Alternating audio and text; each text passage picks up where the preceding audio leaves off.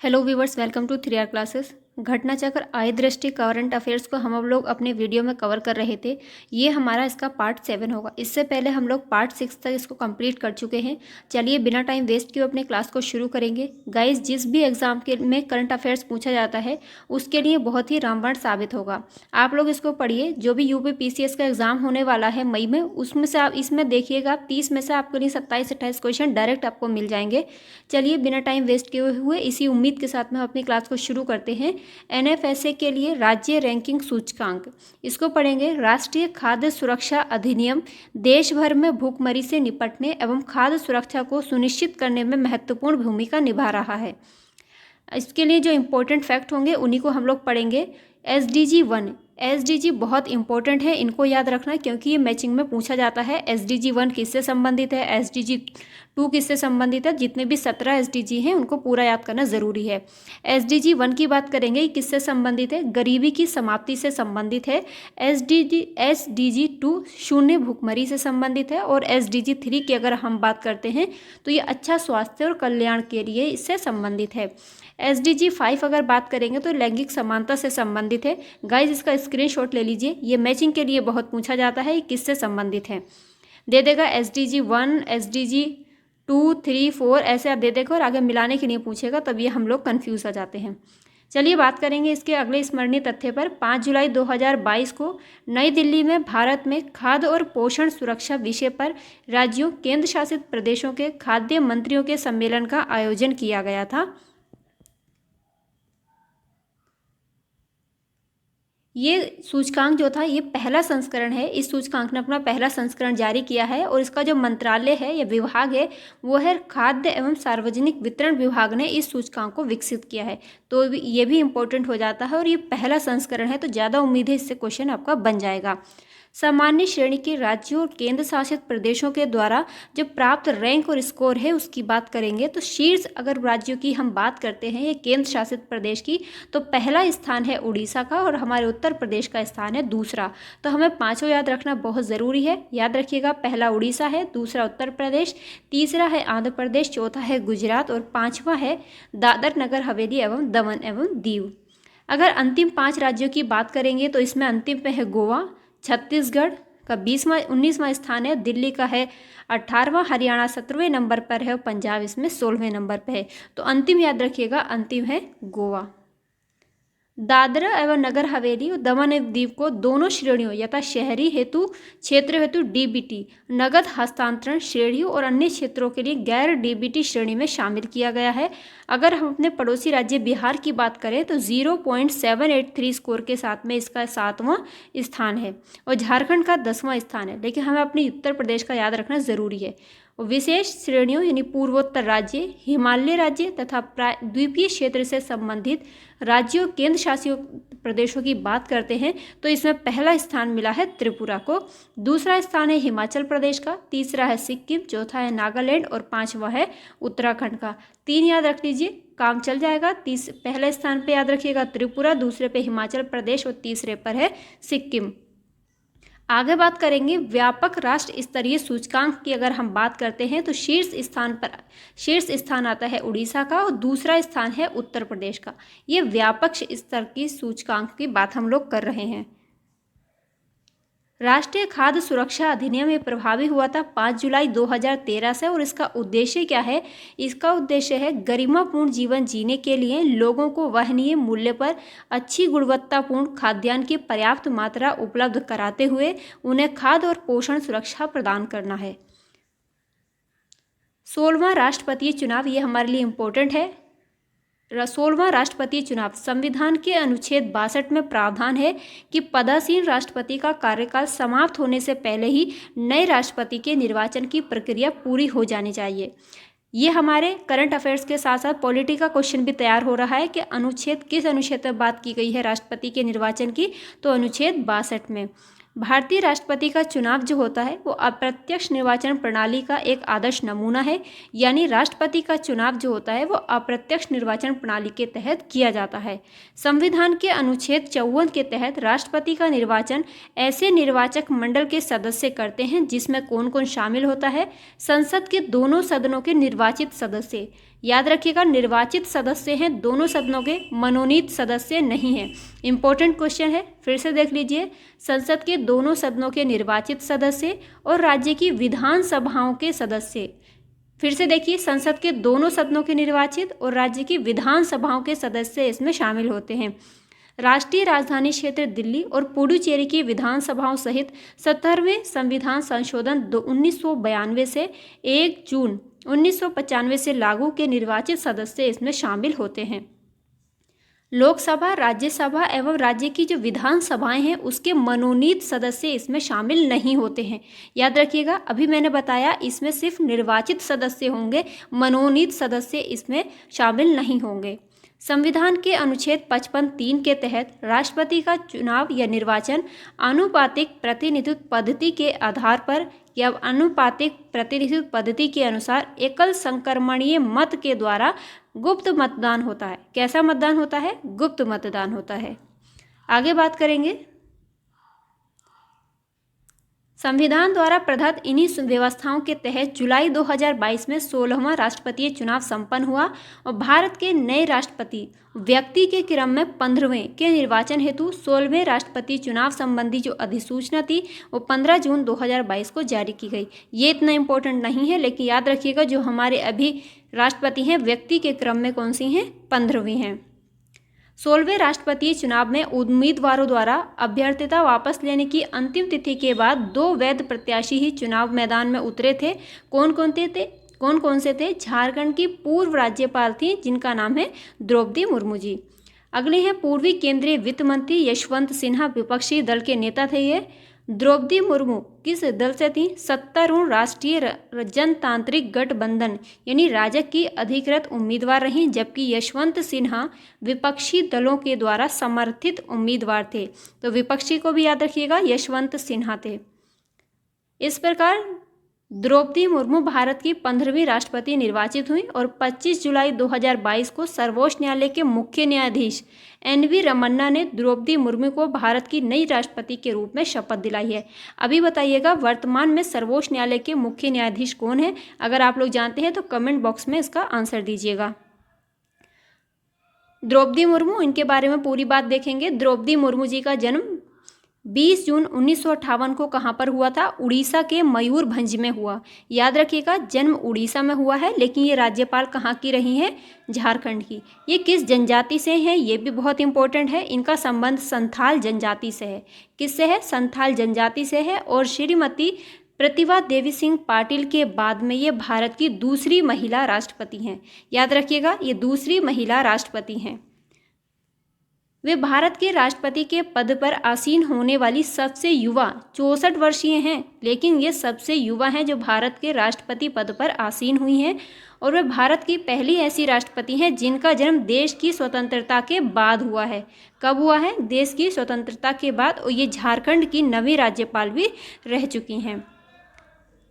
2000 से 2004 के मध्य उड़ीसा सरकार में विभिन्न मंत्रालयों का कार्यभार ये संभाल चुकी हैं। उड़ीसा सरकार में इनके द्वारा सुशोभित पदों का विवरण इस प्रकार है। वाणिज्य एवं परिवहन राज्य मंत्री के रूप में ये 6 मार्च 2000 से 6 अगस्त 2002 तक इन्होंने काम किया। मत्स्य एवं पशु संसाधन विकास राज्य मंत्री के रूप में स्वतंत्र प्रभार इन्होंने संभाला था 6 अगस्त 2002 से 16 मई 2004 तक। अभी ये हमारी राष्ट्रपति हैं। राष्ट्रपति चुनाव की बात करें तो राज्य विधानसभाओं और संसद के दोनों सदनों के निर्वाचित सदस्य इसमें भाग लेते हैं। और इस बार लोकसभा के 543 और राज्यसभा के 233 लोगों ने भाग लिया। इस प्रकार टोटल थे 776 लोग। पुलमपारा देश की पहली पूर्ण डिजिटल साक्षर पंचायत बनी है। ये पुलमपारा कहाँ पर है? केरल में है। डिजी पुलमपारा योजना की शुरुआत कब की गई थी? 15 अगस्त 2021 को केरल सरकार ने की थी। और ये योजना पुलमपारा ग्राम पंचायत के लोगों को डिजिटल साक्षर बनाने के लिए प्रारंभ की गई थी। इसे कुटुंबश्री स्वयंसेवा क्षेत्र के 5 इंजीनियरिंग कॉलेजों की राष्ट्रीय सेवा योजना इकाइयों तथा उच्च माध्यमिक विद्यालयों के छात्रों के सहयोग से संचालित किया गया है। स्मरणीय तथ्य जो इम्पोर्टेंट है उनको देखेंगे। हाल ही में पुलमपारा देश की पहली पूर्ण डिजिटल साक्षर ग्राम पंचायत के रूप में इसको घोषित किया गया है। और केरल के मुख्यमंत्री कौन है? पिनाराई विजयन, इनका भी नाम याद रखिएगा। यह ग्राम पंचायत केरल राज्य के तिरुवनंतपुरम जिले में है। किस जिले में है? तिरुवनंतपुरम जिले में है। पुलमपारा कहाँ पर है? केरल में पूर्ण डिजिटल साक्षर ग्राम पंचायत चुनी गई है। इंपॉर्टेंट सवाल है। आगे मूव करेंगे डियर। ज्ञातव्य है कि केरल सरकार द्वारा डिजिटल विभाजन को समाप्त करने के उद्देश्य से केरल फाइबर ऑप्टिक नेटवर्क, जिसको केफोन के नाम से जानते हैं, ये परियोजना की शुरुआत की गई है। कौन सी परियोजना है? केफोन। क्या है फिर भी देख लीजिए, केरल फाइबर ऑप्टिक नेटवर्क। उल्लेखनीय है कि जुलाई 2022 में भारत सरकार के दूरसंचार विभाग ने के फोन लिमिटेड को इंटरनेट सेवा प्रदाता का लाइसेंस प्रदान किया है। याद रखिएगा, के फोन बहुत इंपॉर्टेंट है क्योंकि देश का एकमात्र राज्य ऐसा बना है जिसने अपना इंटरनेट जारी किया है या अपनी इंटरनेट सेवा प्रदान की है। केरल अपनी इंटरनेट सेवा देने वाला देश का पहला एकमात्र राज्य बन गया है, जिसका नाम क्या है? के फोन। केरल देश का पहला राज्य है जिसने इंटरनेट को मूलभूत अधिकार घोषित किया है। ज्ञातव्य है कि वर्ष 2017 में भारत सरकार ने ग्रामीण भारत को डिजिटल साक्षर बनाने के उद्देश्य से प्रधानमंत्री ग्रामीण डिजिटल साक्षरता अभियान को स्वीकृति प्रदान की थी। केरल सवारी नाम से तो समझ में आ जाएगा कि केरल सरकार के द्वारा लॉन्च की गई है, लेकिन पूछेगा केरल सवारी क्या है, तो याद रखिएगा ये एक ऑनलाइन टैक्सी सेवा है। ये किसी राज्य सरकार के स्वामित्व वाली देश की पहली ऑनलाइन टैक्सी सेवा है। केरल सवारी क्या है? ऑनलाइन टैक्सी सेवा है। आगे बात करेंगे अग्निपथ, एक नई रक्षा भर्ती योजना है। ये देश के सबसे बड़े रक्षा श्रम बल सुधार के रूप में इसको देखा जा रहा है और ये योजना सशस्त्र सेनाओं के 4 वर्ष के सेवा काल के लिए इसको शुरू करेगा या निर्देशित करेगी। स्मरणीय तथ्य पर बात करेंगे। 14 जून 2022 को केंद्रीय मंत्रिमंडल ने सशस्त्र बलों में सेवा हेतु भारतीय युवाओं के लिए एक आकर्षक भर्ती योजना को मंजूरी प्रदान की है, जिसका नाम क्या होगा? अग्निपथ। ये 4 साल के लिए शुरू की जाएगी। इस योजना के तहत चुने गए युवाओं को अग्निवीर नाम दिया जाएगा। अग्निपथ योजना भारतीय सेना के तीनों अंग कौन से होते हैं? थल सेना, वायुसेना और नौसेना के क्रमशः जवानों को वायु सैनिक तथा नाविकों नौसैनिकों के पदों पर भर्ती के लिए केंद्रीय रक्षा मंत्रालय द्वारा लाई गई एक नई योजना है। तो अग्निपथ योजना को याद रखिएगा। इसमें जो भी युवक चुने जाएंगे उनको अग्निवीर नाम दिया जाएगा और तीनों सेनाओं के लिए है। लेकिन ये अग्निपथ योजना जो है वो अफसर रैंक के लोगों के लिए नहीं है। दिया है अग्निपथ योजना अफसर रैंक के सैन्य कर्मियों के लिए नहीं है और उनकी भर्ती के लिए मौजूदा अलग अलग प्रक्रियाएं चलती रहेंगी जो पहले से चलती आ रही हैं। इस योजना के तहत 16.5 वर्ष से 21 वर्ष आयु तक के उम्मीदवार आवेदन के पात्र होंगे। इनकी उम्र देख लीजिए, ये इम्पोर्टेंट है। 17.5 से 21 साल तक के लोग इसमें आवेदन कर सकेंगे और इसमें महिलाओं को 20% तक का आरक्षण दिया जाएगा। ये सारे जो फैक्ट हैं, जो तथ्य दिए गए हैं, ये सारे आपके मेंस के लिए इंपॉर्टेंट हो सकते हैं, लेकिन जो भी प्री के लिए इंपॉर्टेंट है वो मैंने बता दिया। इसके पश्चात विशिष्ट बैच के जो अधिकतम 25% अग्निवीर हैं उनको सशस्त्र बलों को में नियमित कैडर में नामांकित किया जाएगा। 4 वर्ष की कार्य अवधि के पूरा होने पर अग्निवीरों को एक मुश्त सेवा निधि पैकेज का भुगतान किया जाएगा और सेवा निधि में अग्निवीर एवं केंद्र सरकार बराबर का योगदान करेंगे। ये इंपॉर्टेंट तथ्य है, इसको नोट कर लीजिएगा। सेवा निधि 11.71 लाख रुपए को आयकर से छूट प्रदान की जाएगी। अग्निवीरों को ग्रेच्युटी एवं पेंशन संबंधी कोई भी लाभ प्रदान नहीं किए जाएंगे। आगे बात करेंगे 4 वर्ष बाद सेवा मुक्त होने वाले अग्निवीरों के लिए घोषित नौकरी एवं अन्य जो प्रोत्साहन हैं वो क्या क्या होंगे हम लोग देखेंगे, लेकिन यूपी का क्या है वो देख लेते हैं। उत्तर प्रदेश में है, राज्य पुलिस बलों की भर्तियों में इनको प्राथमिकता दी जाएगी। उत्तर प्रदेश, उत्तराखंड, मध्य प्रदेश, अरुणाचल प्रदेश की सरकार ने ये बोला है कि राज्य पुलिस बलों की भर्तियों में इनको प्राथमिकता दी जाएगी। अगले टॉपिक पे मूव करेंगे। भारत गौरव के तहत देश की पहली निजी ट्रेन सेवा। नवंबर 2021 में एक ऐतिहासिक पहल के तहत भारतीय रेलवे ने निजी कंपनियों को विभिन्न विषय वस्तुओं पर आधारित भारत गौरव ट्रेनों के संचालन की अनुमति प्रदान की है। भारत गौरव ट्रेनों के संचालन की अनुमति कब? नवंबर 2021 में। और इसका उद्देश्य होगा कि इन ट्रेनों के माध्यम से भारत और विश्व के लोगों को भारत की समृद्ध सांस्कृतिक विरासत और ऐतिहासिक स्थानों को प्रदर्शित करना। भारत गौरव ट्रेन मुख्य रूप से सेवा प्रदाताओं द्वारा प्रबंधित विषय वस्तु आधारित टूरिस्ट सर्किट ट्रेनें होंगी और इसका जो उद्देश्य होगा क्या होगा कि देखो अपना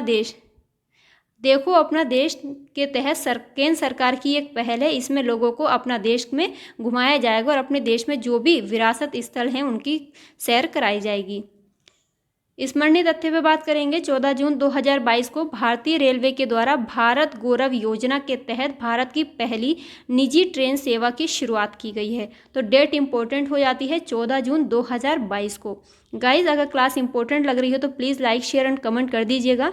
आगे बात करेंगे, भारत गौरव ट्रेन की पहली सेवा को कहाँ से कहाँ तक शुरू किया गया है। ये पहली सेवा है कोयम्बटूर तमिलनाडु से शिरडी महाराष्ट्र के बीच में इसको शुरू किया गया है।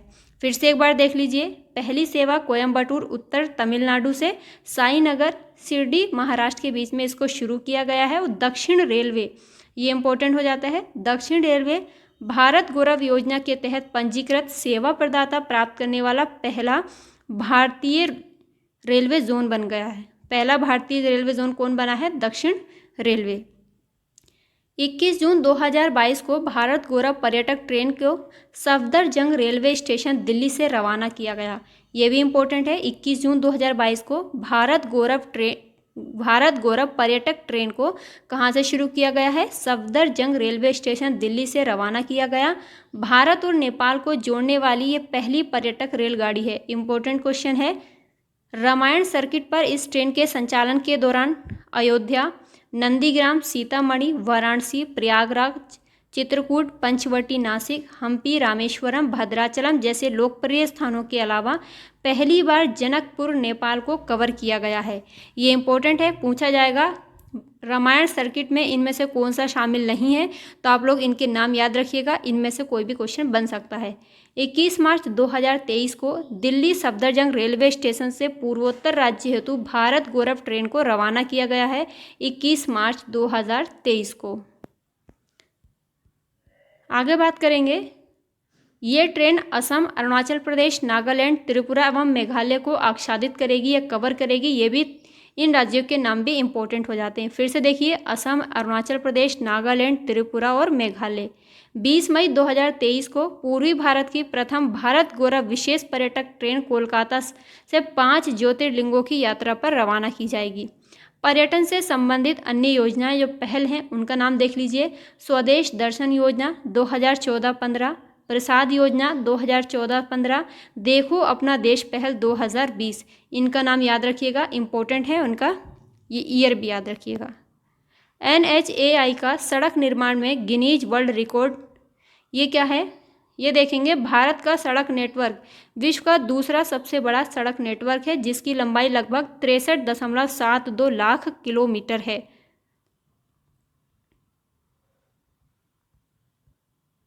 गाइज, ये थी आज की हमारी क्लास। मिलेंगे अगले क्लास में आगे के टॉपिक के साथ। तब तक इन्हें अपना ख्याल रखिए, पढ़ते रहिए। वीडियो पसंद आया तो लाइक एंड शेयर करिएगा। चैनल पर पहली बार आए हैं तो प्लीज़ सब्सक्राइब करिएगा। जो भी आपकी क्वेरी है कमेंट बॉक्स में ज़रूर बताइएगा। बाय।